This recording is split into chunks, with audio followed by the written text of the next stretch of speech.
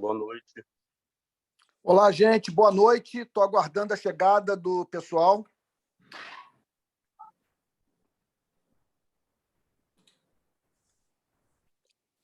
Pepe, está por aí? Ô, Antônio. Estou recebendo já todo mundo. Tá bom, vai recebendo e assim que você achar que a gente deve começar, é só me falar. Tá bom. Pedir o pessoal que está entrando aí para ir desativando o som, por favor.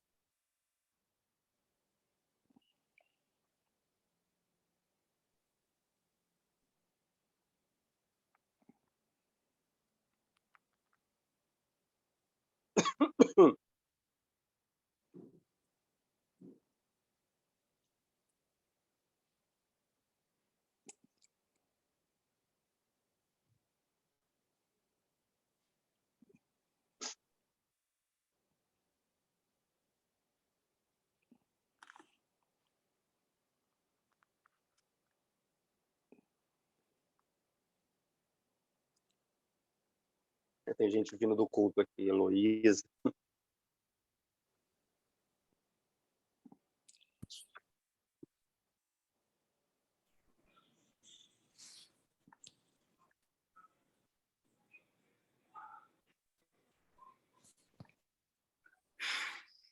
Okay. Dá mais 2 minutinhos. Quem já tiver, desse grupo aqui, quem já tiver pergunta, por favor, já vai preparando aí ou levantando a mão, tá bom, pessoal? Para a gente otimizar o nosso tempo aqui.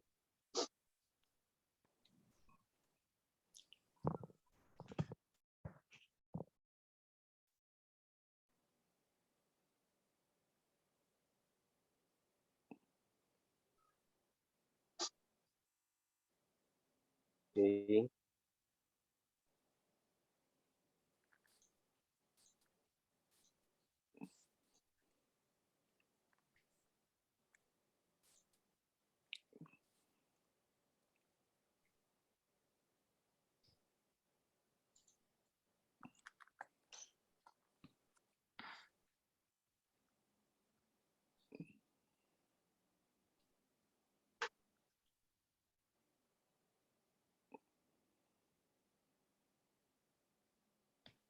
Ok. Vamos lá, pessoal? Boa noite para todo mundo. Acho que Paula levantou a mão, né, Paula? Pode começar por você? Sim, sem dúvida. Tá bom, então, à vontade. Vamos lá. Boa noite, pastor Antônio. Olá. É o seguinte, na semana passada, teve um debate bastante acalorado lá no grupo do WhatsApp sobre a questão das línguas e manifestação dos dons do Espírito e tal. E foi uma avalanche, né, de mensagens e muita referência de nomes, de livros, enfim, muitas referências. Eu fiquei bastante constrangida com isso, porque eu fiquei pensando, gente, será que eu tenho que saber tudo isso? Esses nomes, né, essas coisas todas. E aí hoje assisti sua aula agora, né, Teoria do Conhecimento, e quantas referências de novo, né, quantos nomes, quantas coisas importantes. E a minha pergunta é a seguinte, eu não vou ter tempo na minha vida de ler tudo que as pessoas sugerem e falam, né? E eu sei que o PP sempre põe um ponto ali de ponderação, né? Ele põe um equilíbrio na nossa conversa. Mas eu fiquei pensando, não sei se minha pergunta é uma pergunta boba, mas eu vou fazer uma pergunta. Quantas teologias, afinal de contas, existem? Sabe? Quantas linhas existem? Aonde que eu vou me pegar? Quem que eu vou ler? Eu tenho que ler todo mundo para chegar numa conclusão, para chegar numa percepção mais equilibrada. Essa é a minha primeira pergunta. A segunda, depois, é mais simples. Mas essa seria a minha primeira pergunta. Eu me senti, assim, muito aquém, né? Desse pessoal todo do grupo, um pessoal muito preparado, muito intelectual, que lê demais, que sabe muitas coisas. Eu fiquei preocupada. Será que meus 30 anos de cristianismo, não sei, eu fiquei um pouco constrangida. Eu queria que o senhor falasse alguma coisa sobre isso. Quantas teologias existem, né? Para que lado eu vou? Isso que eu queria saber. A primeira pergunta. Olha, Paula querida, você não está vivendo nada novo, né? Porque se voltarmos para os tempos bíblicos, para os dias que o nosso Senhor e Salvador esteve entre nós vamos encontrar correntes teológicas diferentes, os saduceus, os fariseus, os essênios, os zelotes e tal, por aí vai, né? Então, isso não é novo. E como também não é nova a necessidade de nós buscarmos a Deus com todo o nosso ser, todo o nosso coração, força, alma, entendimento, na firme certeza de que ele jamais haverá de se ocultar daqueles que o buscam. Então, vamos lá, vamos a tratar aqui, só um minuto. É esse aí, pode usar esse. Só um minutinho que eu estou com um problema caseiro aqui. Olha, eu não sei onde que está. Deve estar, de repente... Vê aí, deve estar aí nessa bolsa. Perdão, é um pagamento aqui que tem que fazer de uma encomenda. Então, assim, a primeira coisa, Paula, que eu acho que vamos pensar assim do ponto de vista do que pode consolar o nosso coração. O coração seu e meu. Porque você sabe que quanto mais a gente estuda, mais nós nos tornamos temerosos de expressar a nossa posição, de falar sobre o que pensamos, porque maior a percepção da nossa ignorância, do quanto a gente não sabe, né? Então, você pega essas 5 áreas da teologia bíblica, sistemática, apologética, teologia histórica, teologia prática. Eu não conheço um só pregador que seja bom em todas, que tenha conhecimento exaustivo sobre essas áreas, sabe? E do ponto de vista até mesmo do conhecimento de uma única área, vamos pegar a história.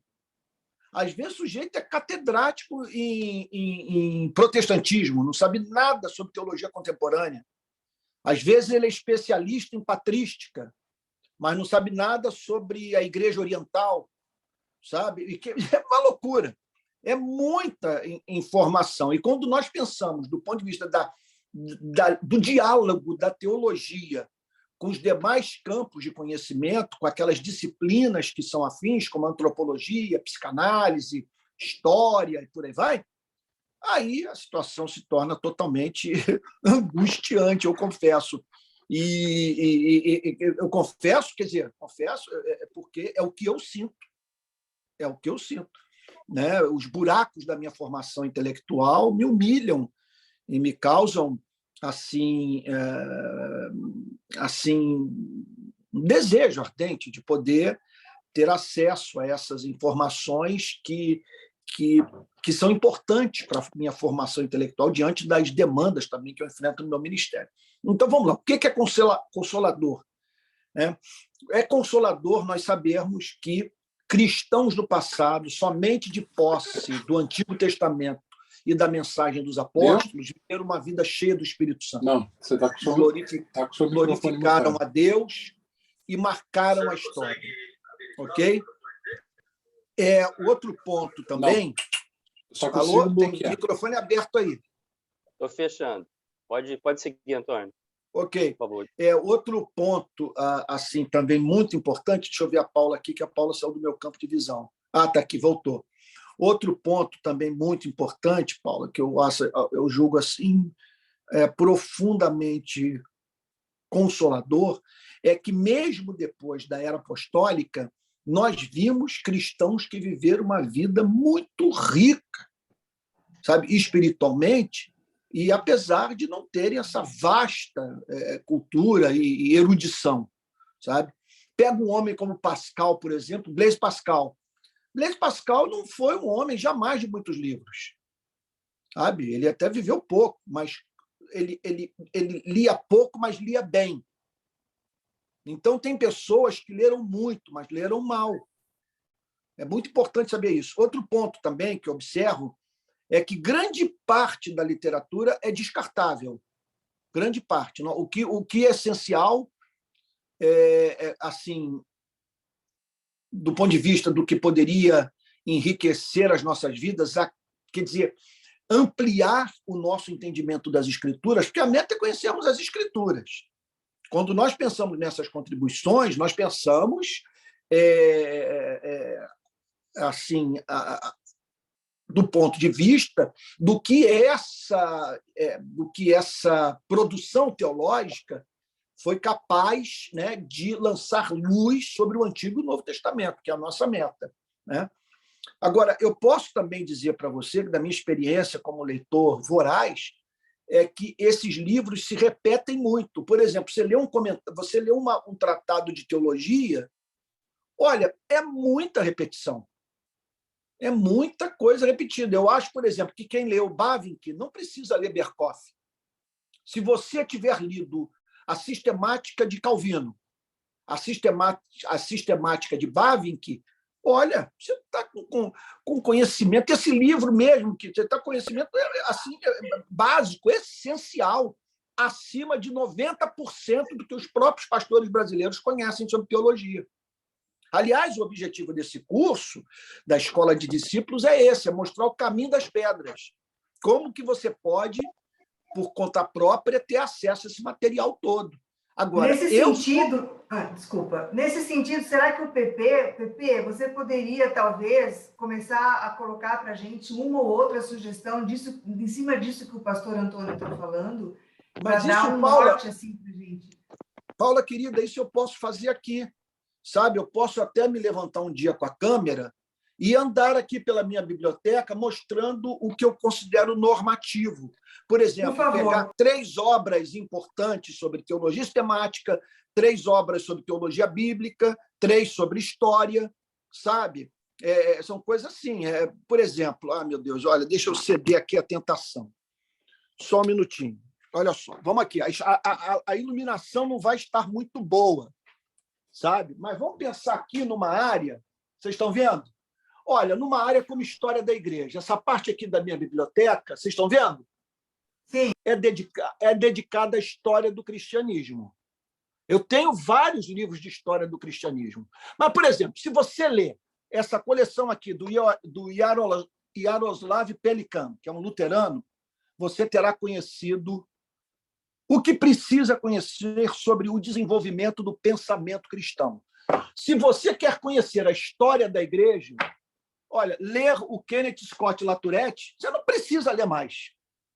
É claro que há outras contribuições, mas do ponto de vista assim, de quem não vive do púlpito, de quem quer ter conhecimento, que ama a palavra, ama a história, tudo mais, olha, isso aqui sabe? Outra coisa também, indo aqui para uma outra área, para a política, sabe? O essencial é ler os clássicos. Eu não vou ler tudo, mas tem obras que eu não posso deixar de ler, sabe? Como, entre elas, os clássicos que marcaram o desenvolvimento dessas principais correntes de pensamento, né? Então, é isso. O que eu prometo é trabalhar duro para ajudar todos a, por conta própria, sair em busca dessas informações, sabe? Mas seria muito útil se o senhor puder fazer isso em algum momento. Eu sei que a sua sobrecarga está muito, né, tá muito grande, mas se o senhor puder, ou o PP talvez, não sei, colocar essas referências, eu gostaria muito de receber essas indicações para eu poder gradativamente comprar e ler, etc. Eu gostaria muito. Olha, eu vou fazer isso. Eu vou dar para vocês, em breve, vou mandar as 5 obras de cada disciplina. Ou então fazer uma lista das obras que mais marcaram a minha vida nessas disciplinas. E o que eu posso dizer também é que, como eu sou um imitador de homens que marcaram a história do cristianismo, ao falar sobre esses livros, eu estarei falando sobre livros que foram fundamentais na formação de homens que marcaram a história do cristianismo. Eu, por exemplo, há um tempo atrás, eu tive acesso a uma lista do John Stott com os 100 livros mais importantes da história do cristianismo. Sabe? Então, ele coloca nessa lista, por exemplo, A Imitação de Cristo, de Thomas de Kempis. Ele coloca aquele livro sobre discipulado do Dietrich Bonhoeffer.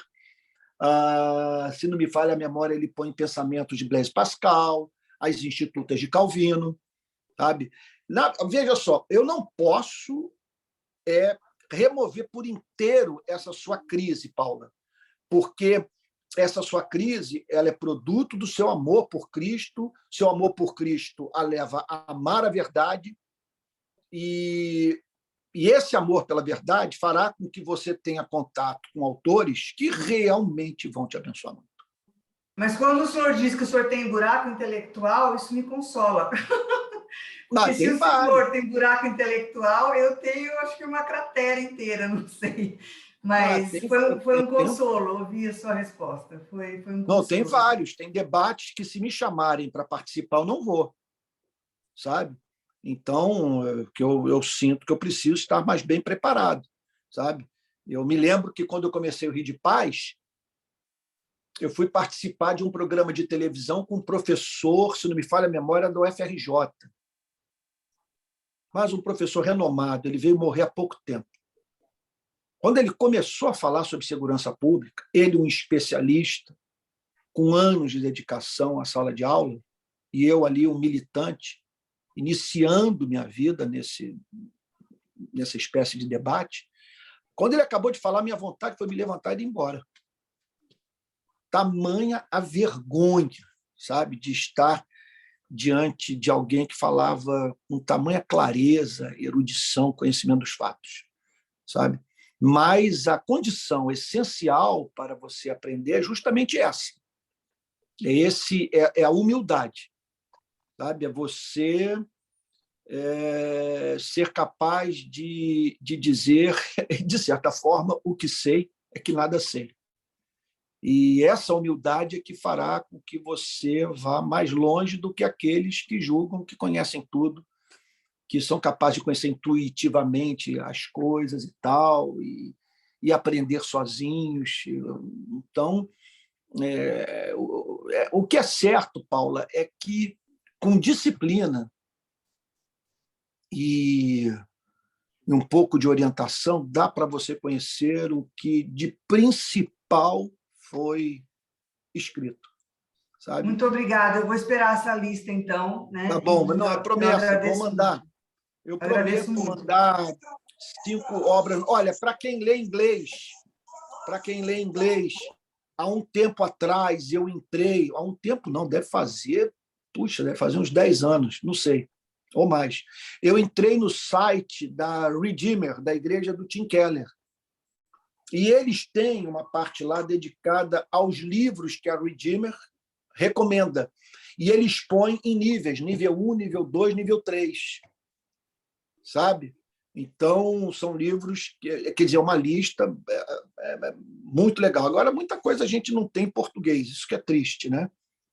Embora tenha havido um avanço extraordinário nos últimos anos. O que nós dispomos hoje de livros mas é muito mais amplo do que aquilo que eu encontrava nas prateleiras das livrarias evangélicas quando eu me converti na década de 80. Então, hoje, por exemplo, você ter as obras do François Turrentin traduzidas para a língua portuguesa, a dogmática do Herman Bavinck, isso é extraordinário.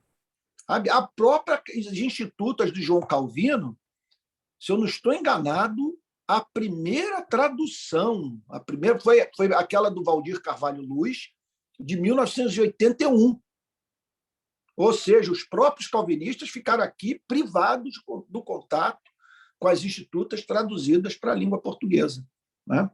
Então, e hoje, em língua portuguesa, nós temos muita coisa à nossa disposição. Né? E o Kindle também, né, que permite com que você receba esses livros em casa, assim, olha, num piscar de olhos. Né? Muito obrigada, pastor. Eu ia fazer uma segunda pergunta, mas não vou fazer, não vai ser necessário. Muito obrigada. Não, mas faz logo, aproveita. Pode fazer. Então, a segunda pergunta é a seguinte: a doutrina sustenta a teologia? gera a teologia se baseia na doutrina? É isso que eu queria saber. Não, olha só, a teologia, a matéria-prima da teologia é a Bíblia. Sabe? São os versos bíblicos, os vocábulos bíblicos. Essa é a matéria-prima. Então, a teologia sistemática, ela depende da teologia bíblica. Então, a teologia bíblica é que me faz ter contato com a matéria-prima, com aquilo que é ensinado por Mateus, Marcos, Lucas e João, por Atos, por Romanos. É o que me faz, portanto, entender os livros e é o que me dá acesso ao conteúdo dos capítulos e o significado dos versos. O que a teologia sistemática se propõe a fazer é correlacionar essas verdades que emergem dos mais diferentes livros. Mostrar, por exemplo, os textos das Sagradas Escrituras que são praticamente idênticos, muito semelhantes e que provam o fato de que algumas doutrinas são muito caras para o cristianismo em razão da quantidade de vezes em que essas doutrinas aparecem nas Sagradas Escrituras. Por exemplo, a doutrina da redenção pelo sangue de Cristo. É uma coisa muito presente na Bíblia. Agora, a teologia sistemática, ela procura ver a doutrina à luz do contexto mais amplo das Sagradas Escrituras, do grande escopo da revelação, que é a glória de Deus. A teologia sistemática, quer dizer, apresenta um sistema. Ela mostra, por exemplo, o quanto essas doutrinas fazem parte de certas categorias, que é um conjunto de afirmações, por exemplo, sobre a igreja, que é um conjunto de afirmações sobre o Espírito Santo, um conjunto de afirmações sobre Jesus Cristo, um conjunto de afirmações sobre a santificação do ser humano. A teologia sistemática relaciona, portanto, essas doutrinas, as agrupa, mostra a sua necessidade, defende essas doutrinas, sabe? Então, na teologia sistemática, você conhece a floresta, enquanto na teologia bíblica você conhece as árvores. Agora, eu vou dizer uma coisa para vocês que me ocorreu recentemente. Eu não me lembro de ter pensado nisso antes. A Mundo Cristão me incumbiu da tarefa de comentar o Novo Testamento inteiro. Então, isso significa que é bem provável que eu tenha muita dificuldade de, em vida, escrever a minha teologia sistemática. Porque essa tarefa vai ocupar o meu tempo nos próximos 20 anos. Eu espero que Deus me dê saúde para isso.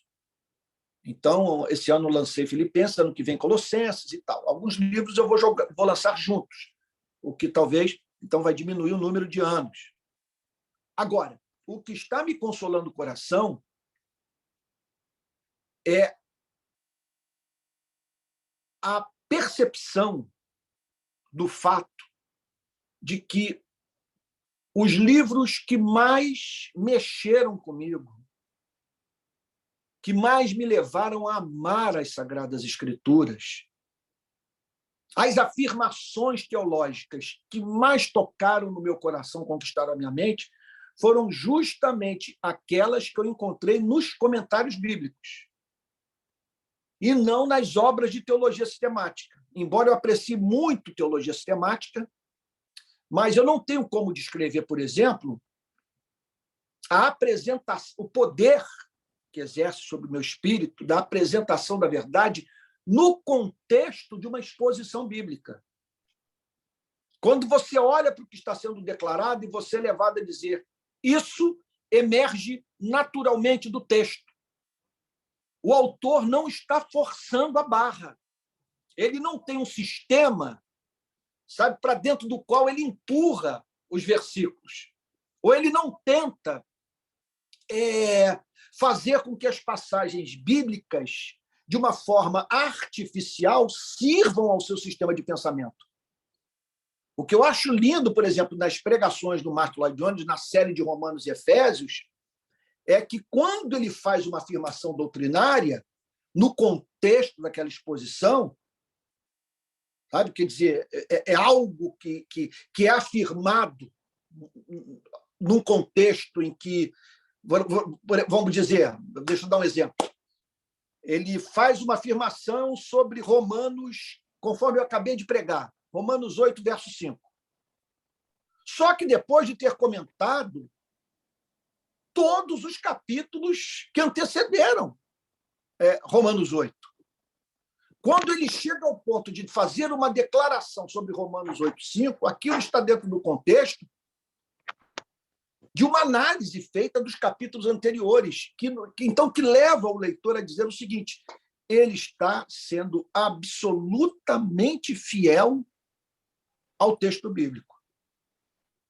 Sabe? Então, por exemplo, esse comentário que eu lancei sobre Filipenses, eu tenho muita esperança de que esse livro vai mexer com a cabeça de muita gente, porque, veja só, de modo diferente do Convulsão Protestante, que é um livro temático, o sujeito pode chegar à conclusão que aqui e ali, embora eu não receba essa crítica, que aqui e ali eu forcei a barra.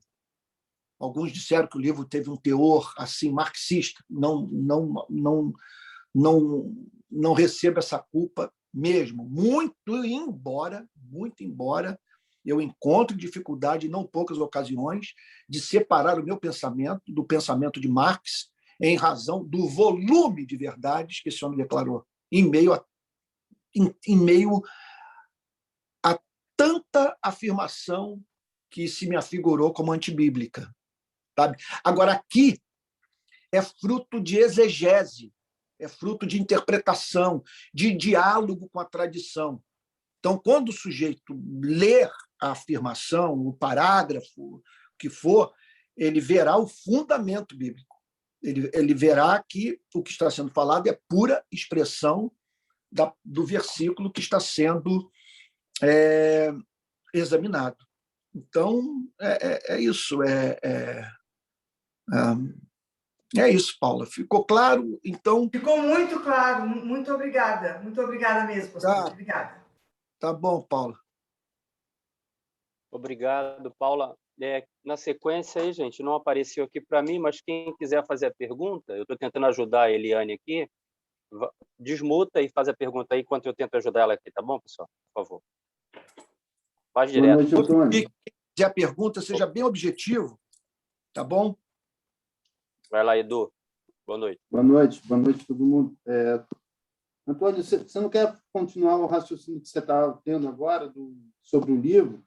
Você começou a falar sobre um livro que eu achei interessante, aí você concluiu rápido. Qual livro? Dos Filipenses. Nele você conseguiu expressar, eu não sei exatamente que direcionamento. Sim. O que eu estava dizendo, Edu, é o seguinte: eu estou achando que eu vou contribuir mais para a igreja comentando o Novo Testamento do que escrevendo uma teologia sistemática. Porque, na minha própria experiência, a leitura dos comentários bíblicos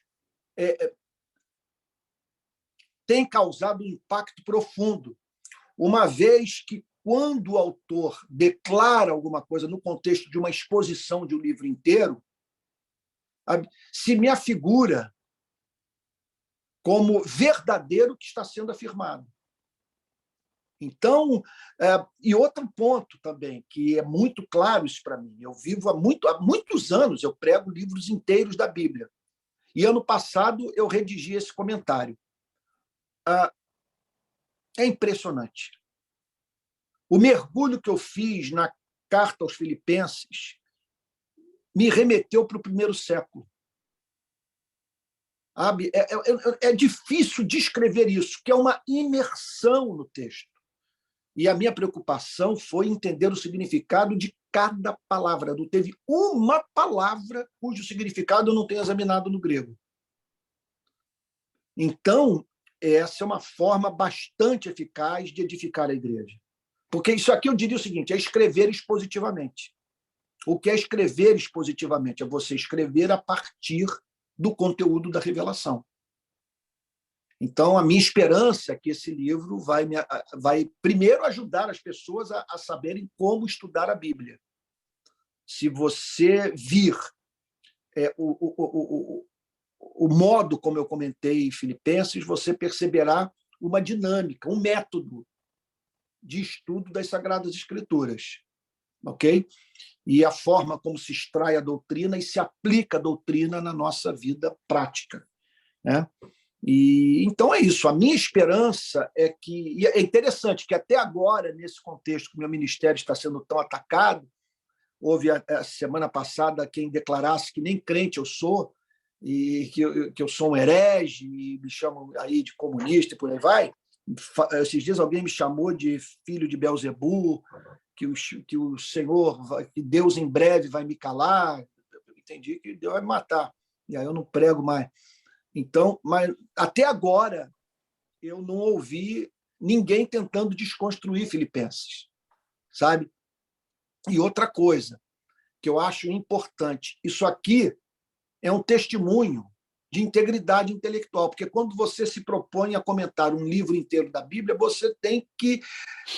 Você é pautado pelo livro que está estudando. Você não tem como pular as doutrinas ou aquelas passagens que são difíceis, culturalmente ofensivas, porque a Bíblia sempre haverá de ser culturalmente ofensiva, seja qual for a cultura em que o seu conteúdo esteja sendo apresentado. Né? Então, é isso. Ok. Bom, tem uma mão levantada aqui. Sérgio, por favor, vontade, meu amigo. Opa! Espera aí que o Zoom está me pedindo uma permissão aqui. Estou aparecendo? Não estou, agora estou aparecendo. Então, aproveitando o que o pastor falou sobre essa crítica que ele recebeu né, na exposição aí de Filipenses, sobre essa questão de cunho marxista e tudo, é até interessante essa ideia, já que a gente vai também, talvez, durante o curso, trazer para as situações atuais da vida, né, essas questões toda que o pessoal vive uma ideologia, muitas vezes sem saber o que é marxismo, o que não é. Mas a questão é assim, será que esses homens não foram influenciados justamente pela teologia bíblica ou pelo conhecimento, né, da própria vivência que a igreja teve nessas histórias todas, né? Na história toda? E assim, o que Marx fala, talvez ele não fale porque já teve uma influência da teologia ou da igreja, e se de repente se é dele mesmo que ele escreve certas coisas, e isso não seria uma graça, assim, né? O que o Espírito Santo ele atua muito mais além do que nós que estamos dentro da igreja, se ele não usa, de repente, até pessoas de fora para assim, vamos dizer, nos colocar em ciúmes diante da nossa falta de compromisso com as coisas de Deus. Não sei, essa uma linha de pensamento. Não, querido, o que você está falando sobre o conceito, não sei se você está familiarizado com ele, que é um conceito muito presente na teologia reformada, calvinista, que é o conceito de graça comum, que é uma graça que atua fora da igreja, entre os não regenerados.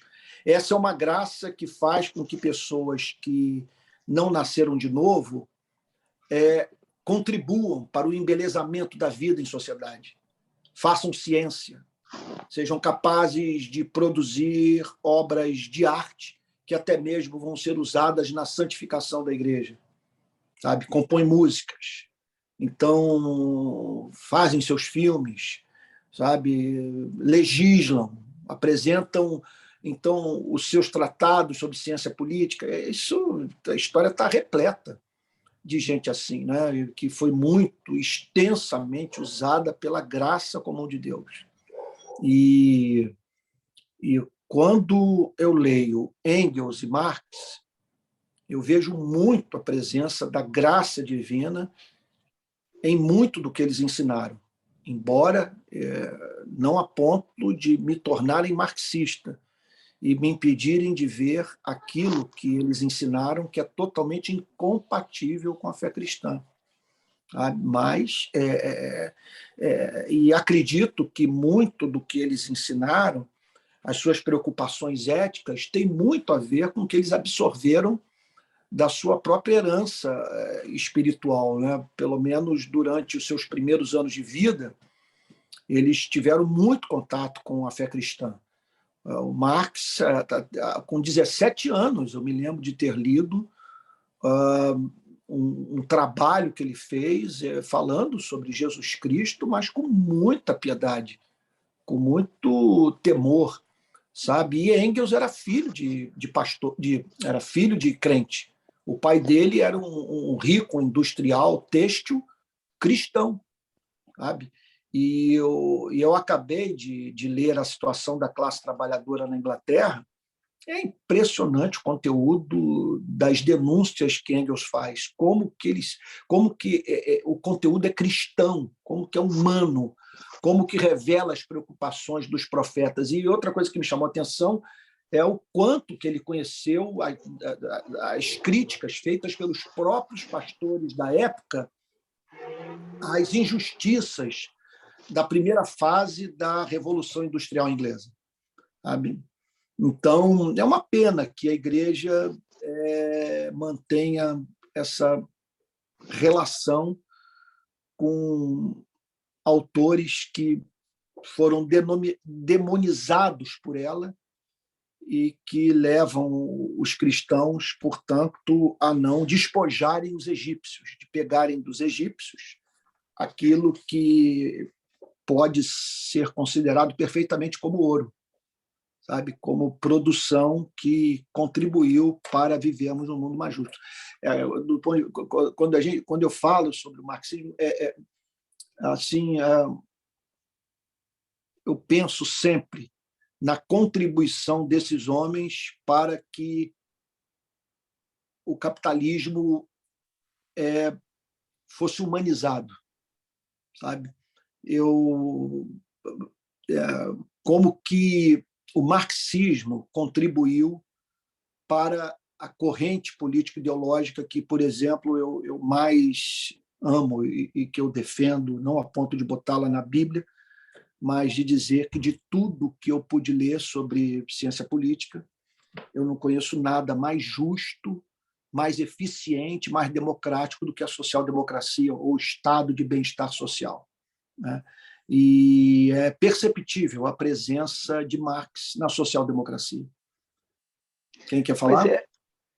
Só para continuar, essa questão, será que precisa as pessoas saírem da igreja para poder criticar assim a sociedade? Quer dizer, será que a igreja acaba se tornando um lugar tão fechado em si mesmo que pessoas precisam se rebelar contra para poder ser uma voz transformadora, como nesses casos aí? Não é necessário sair da igreja. Tanto é que a contribuição de cristãos frequentadores de igreja para a promoção da justiça e do direito é uma coisa inegável, sabe? É impossível você estudar a história da Inglaterra, especialmente da revolução que houve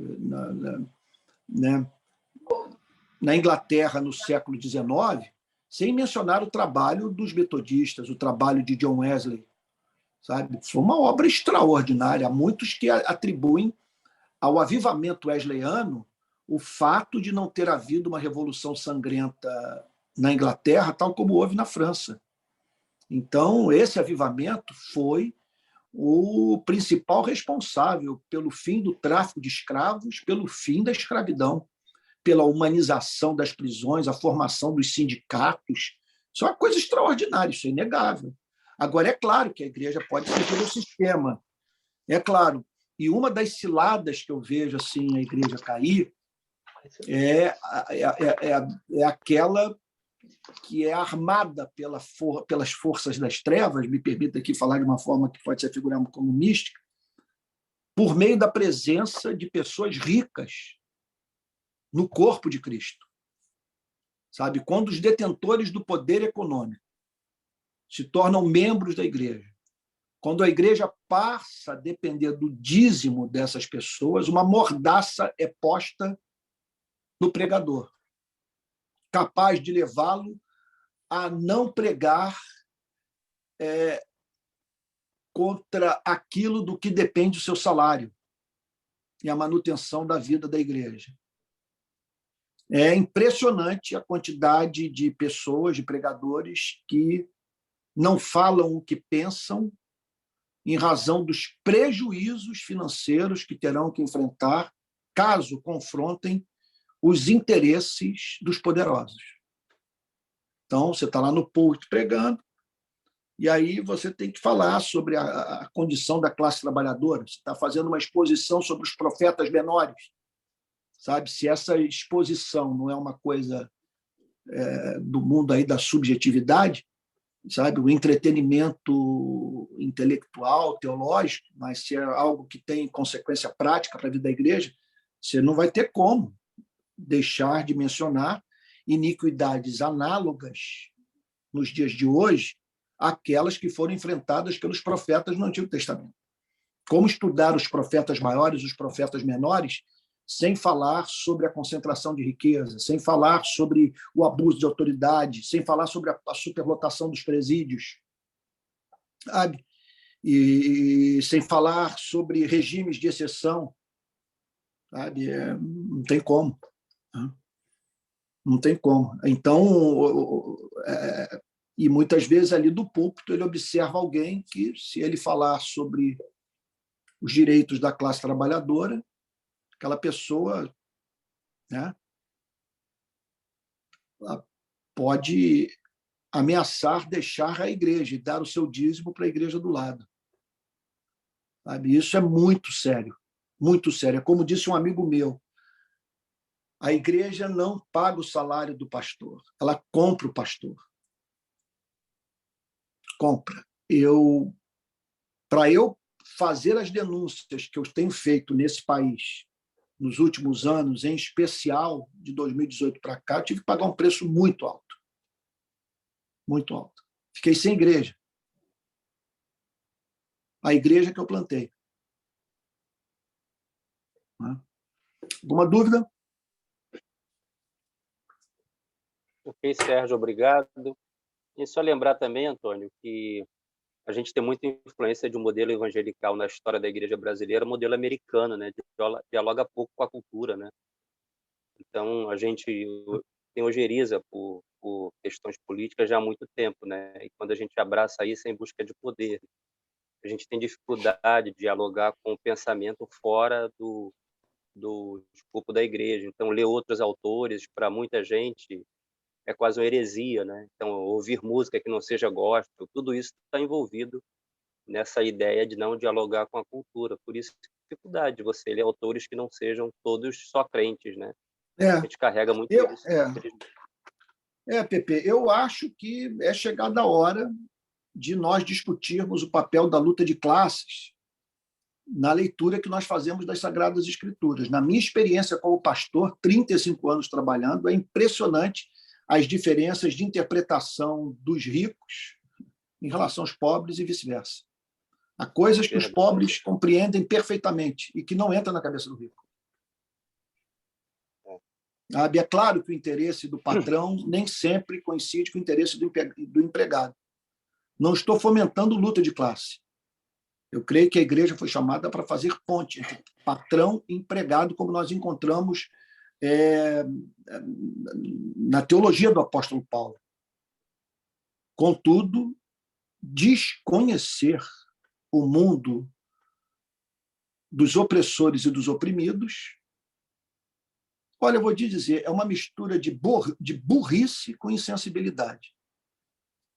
Sabe, você não perceber a exploração, eu vou te dizer, é, para mim, muito decepcionante ver cristão incensando o sistema como se o sistema não carecesse de reforma, de aperfeiçoamento, como se o que está aí é o que de melhor nós podemos ter. Sabe? Ricardo, querido, boa noite. Fica à Boa vontade noite, aí, tudo pode bem? desmutar, fazer direto, tá bom? Obrigado. Boa noite, pastor. Boa noite, Ricardo. Bom, eu sou provavelmente um dos mais improváveis que estaria nesse fórum. Eu conheci o seu ministério aí recentemente, acho que 2, 3 meses atrás, Olha, e o que me chamou a atenção, que bugou minha cabeça, para ser sincero, foi o fato de você ter fundado o Rio de Paz, etc. E eu me deparei com um vídeo seu falando com uma aula sobre o Catecismo de Heidelberg. E pô, a lição número 1, assim, aham, fiquei extremamente emocionado, só que bugou minha cabeça, porque assim, uma coisa não conectaria com a outra, né? Ou seja, uhum, um background teológico reformado com uma ação social forte. Aí eu uhum. procurei te conhecer, enfim, vim parar aqui e tal. Mas quando você fala sobre uma consciência, talvez uma não consciência entre os cristãos sobre desigualdades, sobre uma série de problemas que a gente tem sociais na nossa cultura, na nossa sociedade de forma geral, isso acaba desembocando num conhecimento bíblico ruim. Porque na prática, se o crente tem uma visão consistente da palavra de Deus e holística da palavra de Deus, ele vai perceber que a palavra de Deus se preocupa, sim, e se for olhar o Antigo Testamento, lei mosaica e tal, já no povo de Israel, É, já se preocupava com o fraco, com a viúva, com o órfão. Imagem tem.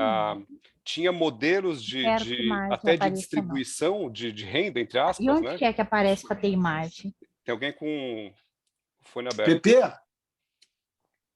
Ah, tá. Se preocupa com algum mecanismo de distribuição de renda, como era o caso lá do exemplo de Ruth, né, catando as espigas que caíam e tal. Aham, Então existe uma preocupação dentro da palavra de Deus com o fraco, com o exposto, com aquele que não tem condição de ter mérito, quando vai discutir lá a meritocracia, né? Mérito algum, né? Não tem condição. perfeito. Então, você não acha que uma boa parte dessa falta de consciência está atrelada a uma falta de conhecimento bíblico? Porque hoje em dia um crente, na realidade não é um crente, as pessoas de forma geral, né, elas são classificadas em caixinhas muito estanques, né? Ou você é um conservador liberal, ou você é um marxista desgraçado. Cara, não tem como você ser um evangélico que vai passar por cima dessas caixinhas estanques e vai falar o seguinte: olha, Marx tem coisas que são aproveitáveis e tem coisas que não são aproveitáveis biblicamente. Isso. O liberalismo tem coisas aproveitáveis, tem coisas que precisam ser rejeitadas sob a ótica bíblica. Isso. Então, acaba que... Eu queria ouvir você, né, no fundo, mas assim, na minha cabeça, o crente com uma consciência deficiente em qualquer área, na realidade, ele tem uma questão de um conhecimento deficiente bíblico, né, e seus impactos na vida. É o tal do corandeu lá, né, que fala. Mas, Ricardo, você sabe que eu tenho assim procurado entender, né? Desde que comecei o Rio de Paz em 2007, o porquê dessa indiferença. Sabe?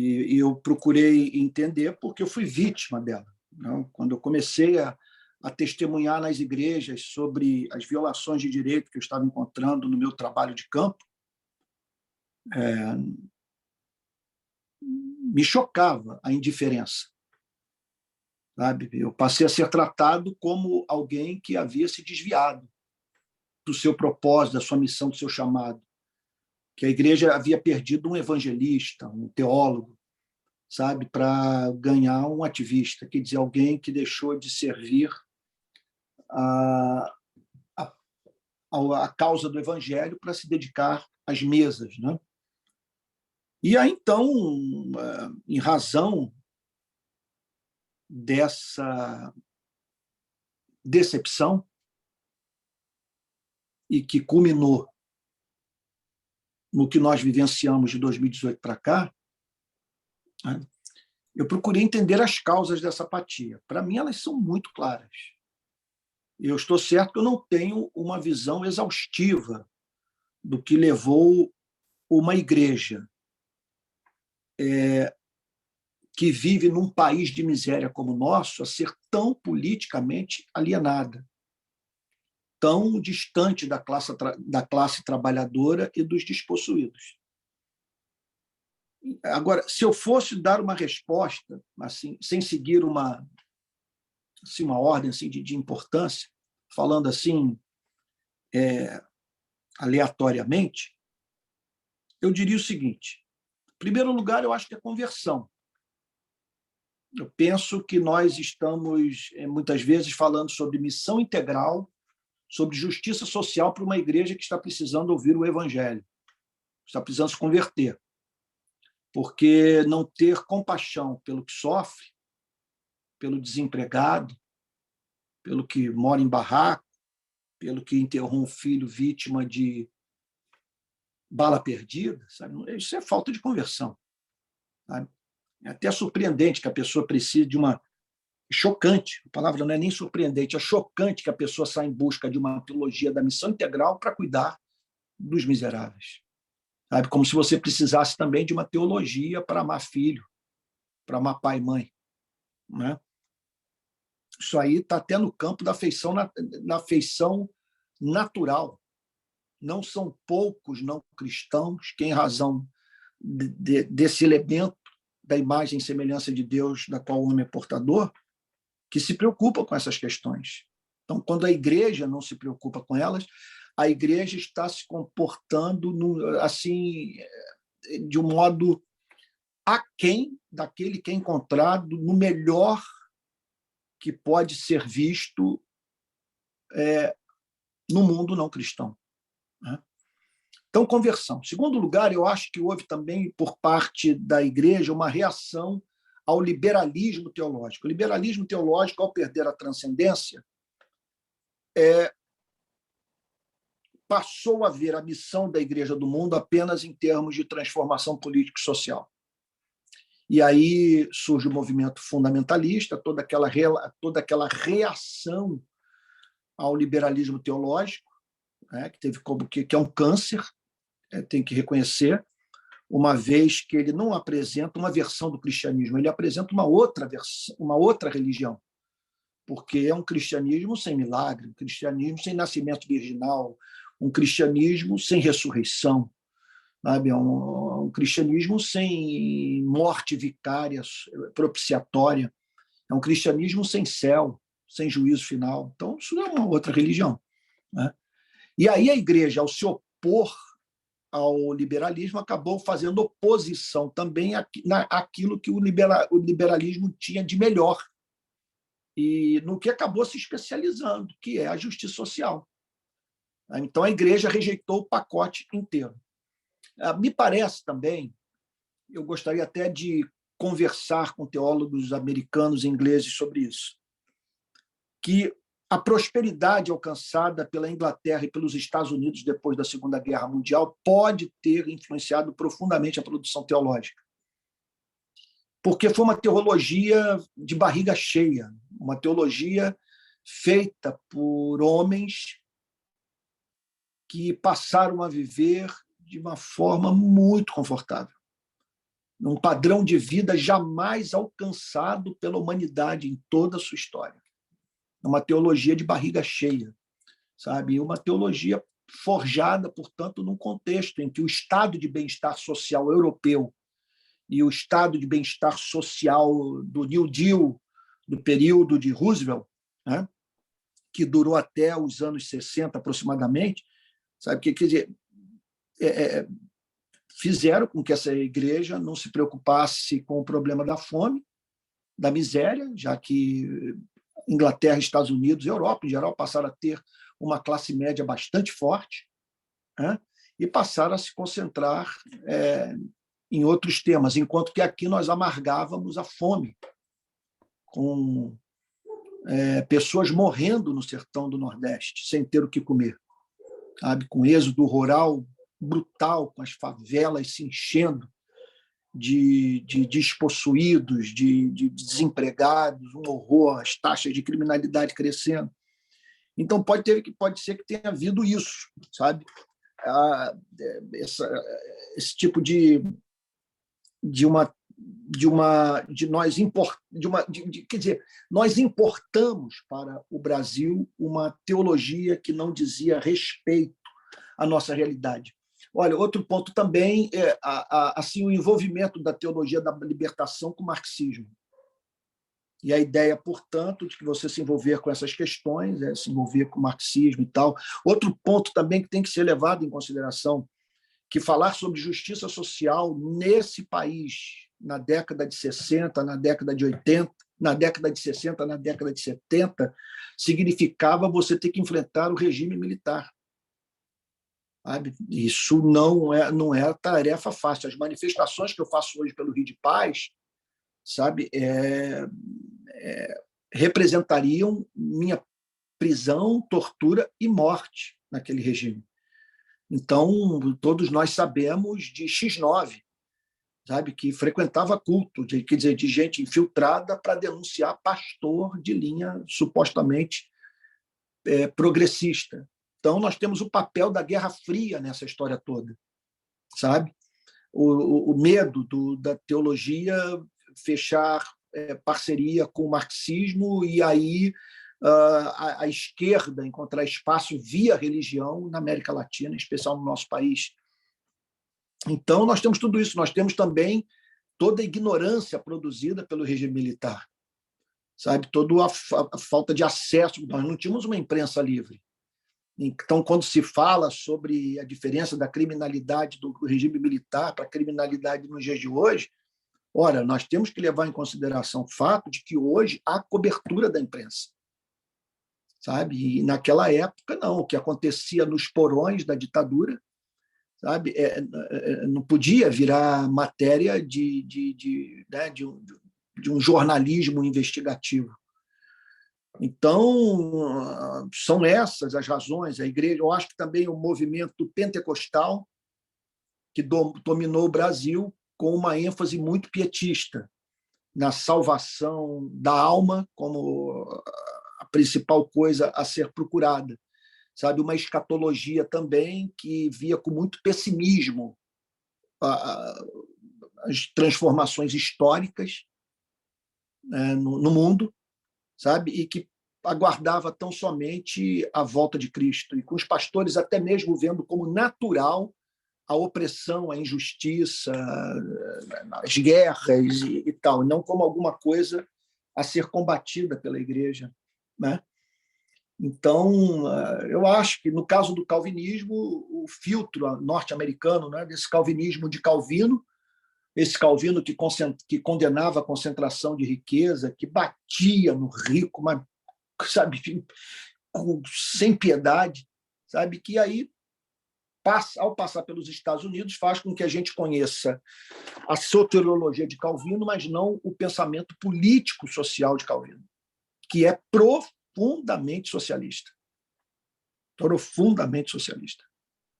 Sabe? Calvino, você vê o trabalho em Genebra, né?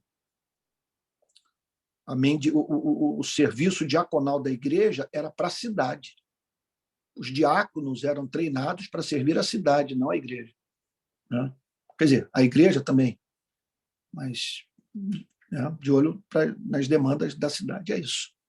Tanta mão levantada aí, meu Deus do céu, nem sei agora. Eu Felipe, sugiro... pois não? Felipe, Petra e Jonatas. Acho que você vai ficar nessas três e encerrar. Tá bom, então fica essas três tá aí. Tá bom. Felipe, depois a Petra e depois o Jonatas, por favor. Boa noite, Antônio, tudo bem? Boa noite, Felipe. A minha pergunta vai ser referente aos objetivos que você falou da meta da revelação, né? E, assim, basicamente, você falou três, né? Que a teologia é amor, que a teologia é fascínio e a teologia nos conduz à esperança. Aí eu chego aqui no Zoom, aí eu vejo a Paula perguntando de teologia e deixa eu ver se eu entendi. A teologia, a Bíblia é um livro complexo, né? Questão cultural, histórica. É um livro complexo e nós, como cristãos, queremos aprender sobre a Bíblia. É um livro muito complexo. Mas o que eu entendi de você falando dos objetivos da meta da revelação é a gente entender que a gente conhecer a Deus, um Deus pessoal também. E esse Deus pessoal, tipo assim, que eu acredito, quando a gente conhece, começa a ter um relacionamento com esse Deus pessoal, a gente começa a ter uma vida de espiritualidade, começa a ter uma vida de oração, uma vida de leitura bíblica, de reflexão, para mim um desafio é a solitude, né? Porque eu tenho filho pequeno, né, tal,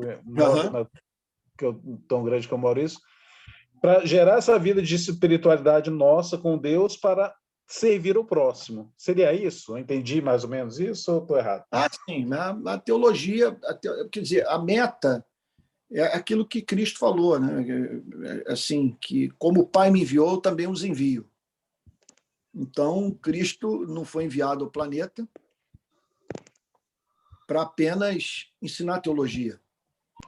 Ele foi enviado ao planeta para curar enfermos, alimentar famintos, para andar pelas ruas, consolando enlutados e dando voz a quem não tinha voz e morrendo na cruz. Então, o objetivo da teologia é a glória de Deus e, em conexão a isso, a reprodução da vida de Cristo.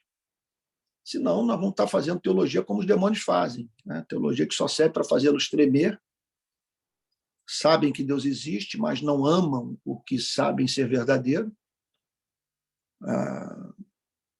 Então, a teologia tem que ser alguma coisa que provoque encanto, espanto, sabe? E que nos leve a desejar viver a vida que o centro dessa teologia revela, que é a vida de Cristo, né?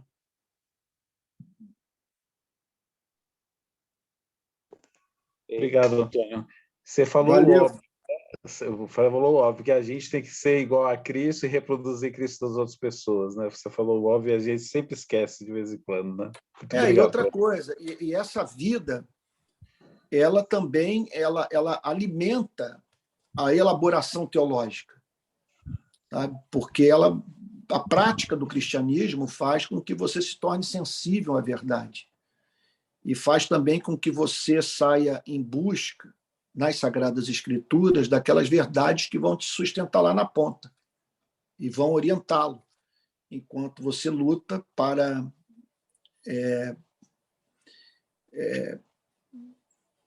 estabelecer os valores do reino de Cristo na sociedade e levar pessoas a Cristo.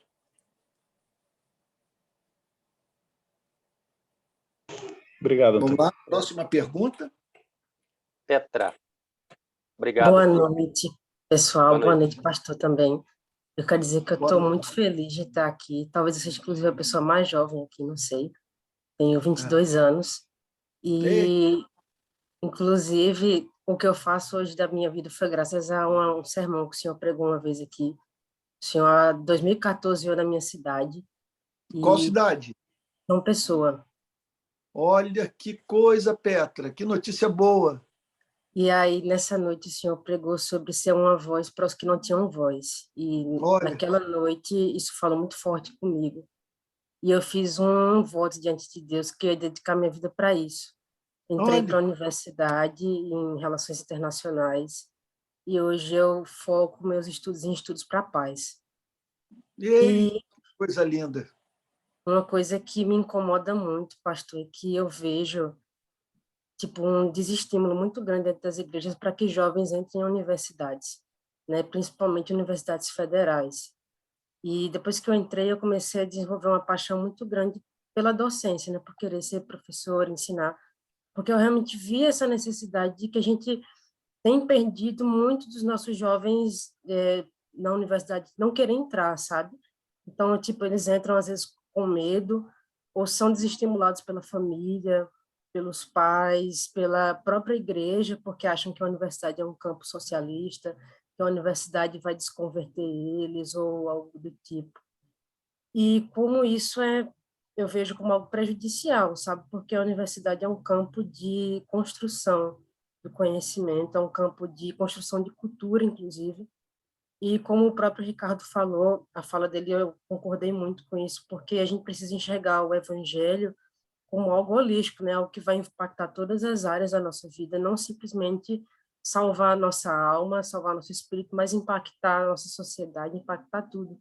Perfeito. E eu queria perguntar mais a visão do senhor em relação a isso, a universidade, e como é que eu, por exemplo, como jovem, eu poderia provocar uma transformação nisso, porque é algo que realmente me incomoda, sabe? Que eu sinto um chamado especial para essa área, tanto que eu passei um bom tempo treinando jovens na igreja para que eles tivessem dos dons e talentos deles e pudessem usar isso para o reino, pudessem usar isso para impactar a sociedade, para se preocupar com as questões sociais do nosso tempo. E é uma preocupação que eu sinto, sabe? Eu queria saber a opinião do senhor sobre isso. Petra, em primeiro lugar, dizer que foi um presente de Deus te ouvir. Muito consolador saber que, ao passar pela sua cidade, aprove a Deus que, pela sua providência, estivéssemos juntos no evento e que o que ali foi falado fosse decisivo para a sua vida, né, para o seu futuro, para a sua formação acadêmica. É muito comovente ouvir um relato como esse. Eu percebo que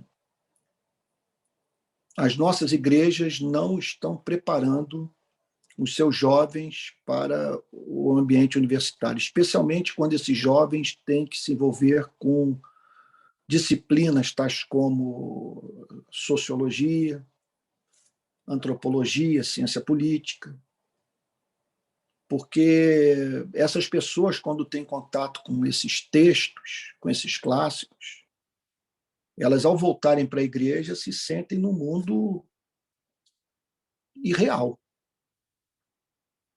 E elas não entendem como que pessoas que dizem ter conhecido a Deus e tornadas habitação do Espírito Santo podem ignorar tanto o sofrimento de milhões.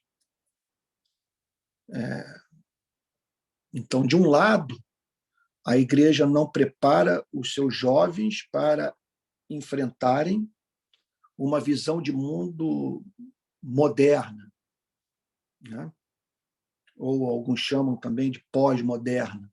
Agora, por outro lado, essa igreja não prepara os seus jovens para lidarem com os desafios com os quais são confrontados no ambiente universitário. Eles passam a tomar uma consciência social que faz com que eles vejam a vida da sua igreja local como um despropósito, né? Então, Petra querida, eu estimularia você primeiro, fervorosamente, algumas coisas. Umas, assim,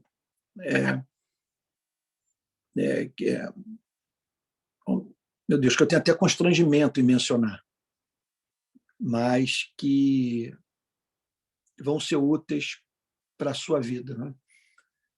Eu acho que, em primeiro lugar, é importante que você conheça a sua própria fé. Sabe? Que você possa lidar com o seu campo de investigação acadêmica a partir do enquadramento intelectual das escrituras. Isso é muito importante. No meu trabalho com segurança pública nas favelas do Rio, esse enquadramento intelectual foi o que me fez não cair nos laços da direita e da esquerda. Porque eu falo assim? Porque eu percebi logo cedo que ambas as correntes ideológicas cometiam o erro de elevar um lado da verdade à condição de verdade completa. A esquerda eliminando a responsabilidade humana e botando toda a carga no papel corruptor do meio. E a direita fazendo o oposto, ignorando o papel corruptor do meio e botando toda a ênfase na responsabilidade pessoal. E quando eu entrei naquele mundo de posse do cristianismo, eu acredito que me foi dada uma graça, a mim e aos que trabalhavam comigo, que trabalham até hoje, de lançarmos um olhar sóbrio sobre a realidade e desenvolvermos, assim, um trabalho simétrico. Por isso, nós somos a única ONG de direitos humanos que mantém uma instalação em memória de policiais assassinados.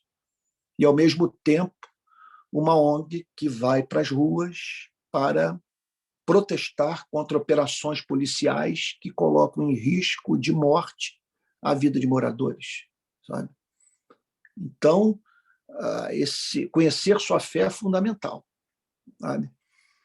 Outro ponto é você ser boa, né, na sua área de formação acadêmica e ler muito e não depender, me perdoe por falar tanta obviedade, tá? E não depender do que lhe é pedido em sala de aula, sabe, para você ter uma sólida formação em relações internacionais. Você vai ter que correr atrás de muita informação extracurricular, né? E julgo também de grande valor que você domine a língua inglesa, né? Porque muitas obras não foram traduzidas e não serão traduzidas tão cedo para a língua portuguesa. O inglês vai ser de grande valor. Eu sugiro também você aprender com os diferentes, com gente que diverge do que você crê. Essas pessoas vão levá-la a fazer perguntas vão levá-la a fazer perguntas cujas respostas você precisa conhecer, sabe? Então, nem sempre eles oferecem as melhores respostas, mas fazem as melhores perguntas, né? Então, eu sugiro também que, se for possível, que você tenha um conhecimento básico das disciplinas que são afins, que guardam afinidade com relações internacionais, né? No meu campo, por exemplo, que é a teologia, é impressionante como que me foi importante ter um conhecimento básico sobre sociologia, ciência política, antropologia, psicanálise, a fim de que, porque esse é o sonho, né?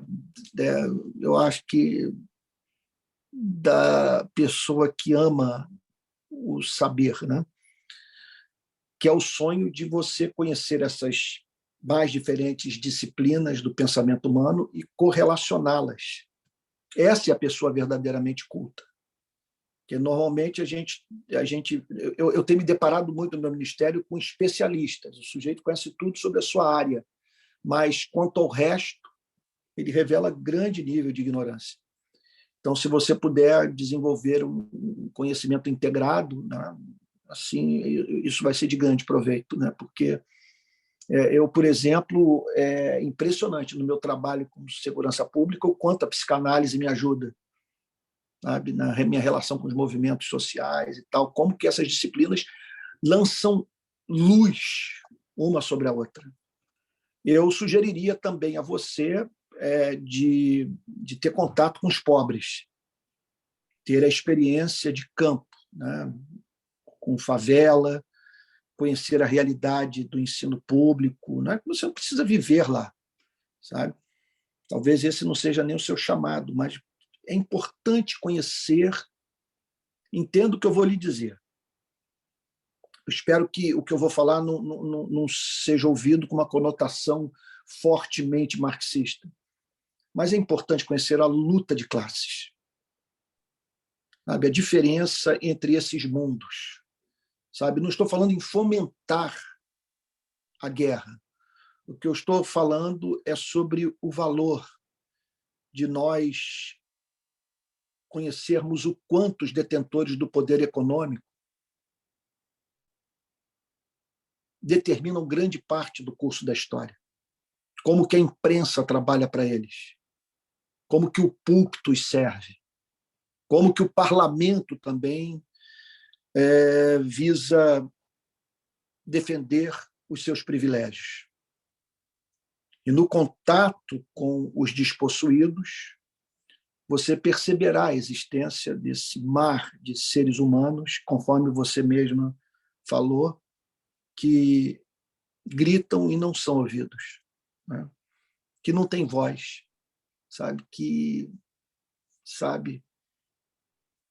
cujos direitos sociais são assegurados, né, pela Constituição Federal, mas que, na prática, vivem como se não fossem cidadãos, né? Então, têm direitos políticos e civis, mas não têm direito econômico, né? Produzem aquilo que não podem comprar, sabe? Sem tempo para o amor, para a literatura, para a oração, para o investimento em si mesmos, visando a sua ascensão social, ficam naquela vida, ali, né? Dedicados a tarefas enfadonhas, repetitivas, que não exigem deles criatividade. Em geral, as pessoas trabalham, quer dizer, para não morrer de fome. Elas não fazem o que amam. E isso tudo, eu confesso que eu só fui descobrir quando fui lá.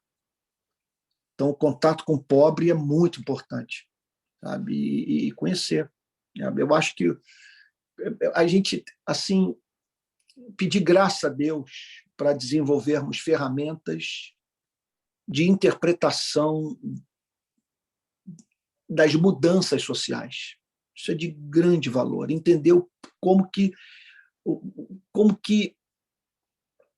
a coisa funciona, sabe? E por que, por exemplo, o nosso sistema prisional ter cor, sabe? E classe. Porque quando você vai para o sistema prisional, você só vê negro, pardo e pobre, né? E por aí vai. Então, minha querida, agora é orar, depender do Espírito Santo, sabe? E com 20 anos, eu na sua idade, sabe, eu não tive acesso às informações que você está podendo hoje acessar, né? Então, e com esse coração crente que Deus lhe deu, você vai longe, em nome de Jesus, e haverá de trazer muita alegria para o país, para a igreja, e eu espero ser testemunha ocular das proezas que Deus vai realizar através da sua vida, Petra querida. Amém, pastor. Muito obrigada. Inclusive, está todo animado aqui em casa, que eu estou participando. Todo mundo aqui ama o senhor, de verdade. Minha mãe ficou doidinha, minha irmã também. Manda um beijo para todo mundo. E eu espero, indo aí, que, puxa vida, que a gente possa sair para comer uma boa tapioca, que é das minhas paixões, né? Com certeza. Não tem como ir à Paraíba e não comer tapioca e não trazer a rede que eu mais gosto, que é essa rede que vocês fazem de algodão, que para o clima do Rio de Janeiro é uma maravilha, ela é fresquinha. Só que aqui em casa a gente usa tanto que se desgasta e fica muito tempo no sol também, desbota, né? Mas tá bom, Petra querida. Poxa, que legal, que bom que a gente vai poder caminhar juntos aí durante um bom tempo. Bom, agora a última questão do Jonatas, né? E aí eu vou ter que encerrar. Jonatas. Ele está me esperando para jantar. Já estamos com o horário aqui estourado. Opa, vamos lá. Boa noite a todos. Boa noite, querido pastor Antônio. Prometo ser breve. Até porque o estômago já deve estar reclamando. Pastor, hoje vou te chamar de você. Você escreveu no grupo, né, uma mensagem agradecendo a todos que aderiram a esse grupo de estudos e entraram no grupo, se referindo que muito provavelmente essas pessoas o fizeram porque por amor a Cristo e por amor à pessoa do pastor. E eu quero só confirmar, porque eu acho que isso é a mais pura verdade. tá? E antes de Obrigado. qualquer coisa, eu vou ser muito objetivo na questão, mas antes de qualquer coisa, pastor, eu acho que é importante a gente registrar e elevar assim louvores ao Criador pelo trabalho que ele faz na sua vida, pelo modo Amém. como ele usa a sua vida. O pastor tem sido uma voz de resistência dentro da igreja Amém. e na sociedade. E o pastor sabe muito bem que representa a muitos que têm Amém. tido a sua voz, especialmente dentro da igreja, abafada, né, por conta de todas essas influências que a gente já Isso. discorreu aqui nessa conversa. Isso, João. Então, louvado seja Deus. Amém. Louvado seja Deus pela sua Amém. vida, amado pastor. Amém. E é isso, eu queria fazer esse registro antes de seguir. Muito obrigado. Voltando para a questão lá do início, que a gente falou dos livros, e o pastor acabou que se comprometeu, em meio aos tantos compromissos que já tem, de contribuir com essa recomendação de bibliografia, que vai ser muito importante para a gente, sem dúvidas. Eu queria só, pastor, pedir um comentário do pastor sobre essa questão das Bíblias de estudo. A gente tem tantas opções de Bíblias de estudo. Eu queria só um breve comentário do que é que o pastor acredita, do que é que o pastor acha desse tipo de literatura, enfim, desses comentários, né? Jonatas, obrigadíssimo pelas palavras, pela expressão de carinho, de amor. Me senti muito respeitado, amado por você. Muito bom saber que eu não estou só, né? E que muita gente se regozija quando Deus me dá a oportunidade de falar o que milhões pensam, né? Porque eu não estou sozinho mesmo. Jonatas, querido, eu aprecio muito essas Bíblias de estudo. Elas são, assim, socorro, às vezes, bem presente nas horas em que estamos lidando com alguma dificuldade de interpretação bíblica. Eu não me lembro de ter lido uma Bíblia de estudo melhor do que a Bíblia de Genebra. É a que eu recomendo. Eu gosto muito. E tem outras que eu tenho todas, mas depois de 40 anos de cristianismo, né, então eu já conto com outras referências, né? Eu acho assim que a melhor forma de você conhecer o conteúdo é pegando bons comentaristas bíblicos, ok? E ler a Bíblia e junto com esses comentários. Então, você fazer uma imersão em Romanos a partir da leitura dos comentários das pregações de Martin Lloyd Jones sobre a Carta aos Romanos. Isso é de um valor imenso. Agora, essas Bíblias de estudo, eu recomendo. Elas não são iguais em valor, não são iguais em conteúdo, e eu não me lembro de ter lido na Bíblia de Genebra nenhuma nota de rodapé que tenha me desagradado. Sabe? Me parece uma Bíblia boa, sabe? Pode ajudar bastante. Sabe? Então, é isso, né? Mas aqui nós também vamos crescer muito juntos, pela graça divina. Irmãos queridos, eu vou ter que descer, que a família toda está me esperando para o jantar. Acabaram de encomendar alguma comidinha aí, e eu estou com meu filho de São Paulo, passando dias aqui em casa, o que me alegra demais, demais o coração, né? Então, quero dizer que eu estou muito animado, para a nova turma também. Hoje eu fiquei sabendo, nós só abrimos 60 vagas, né? E acabaram entrando 70. Mas eu fiquei sabendo que mais de 1.000 pessoas acessaram o curso, sabe? Então, nós estamos com uma demanda imensa de gente querendo participar disso, mas eu não quero perder esse tipo de relação que eu comecei. Eu posso dizer o seguinte, que eu não sabia que exigiria tanto de mim, mas eu não sabia que me daria tanto retorno, que me faria tanto bem. Eu amo estar aqui e eu não quero perder isso, sabe? É claro que eu não vou poder fazer isso com todos, sabe? Infelizmente, não tem como, teria que parar a vida. Mas eu espero poder, nesses cursos, manter essa espécie de relação, né? Tanto, quer dizer, não apenas resumindo a coisa, a apresentação de um vídeo, como hoje eu subi mais uma aula, mas podendo ter essa conversa, sabe? Sobre tudo, com muita transparência, honestidade e Bíblia na mão, né? Então, é isso, gente, tá? Olha, que Deus abençoe e guarde a todos. Essa live vai ser salva, e em breve eu vou disponibilizá-la nas plataformas, tá bom? De modo que os irmãos poderão rever o conteúdo do bate-papo de hoje, ok? Eu pediria a vocês, se for possível, que dessem uma olhada lá no meu YouTube e ouvissem a pregação dessa noite. Ela é muito importante, que eu falo sobre a relação da lei com o evangelho e como que a pregação da lei na igreja pode fazer com que a igreja adoeça, sabe? E esse moralismo se voltar contra a igreja, a própria igreja, levando pessoas a praticarem justamente aquilo que é condenado do púlpito, tá bom? Então tá lá, o título é Moralismo Suicida, o nome do título da pregação. Tá bom? Fiquem com Jesus, um bom feriado, que Deus os abençoe e os guarde. Domingo eu estou pregando lá na ABI, na Associação Brasileira de Imprensa, com transmissão, e à noite também tem culto, às 18 horas, na rede de pequenas igrejas, tá bom? E fiquem com Jesus e até a próxima quarta, tá? Deus os guarde. Boa noite para todos. Deus abençoe. Até domingo, 10 da manhã. Tchau. Amém. Tchau. Tchau, pessoal. Boa noite. Boa noite a todos. pastor. Boa noite.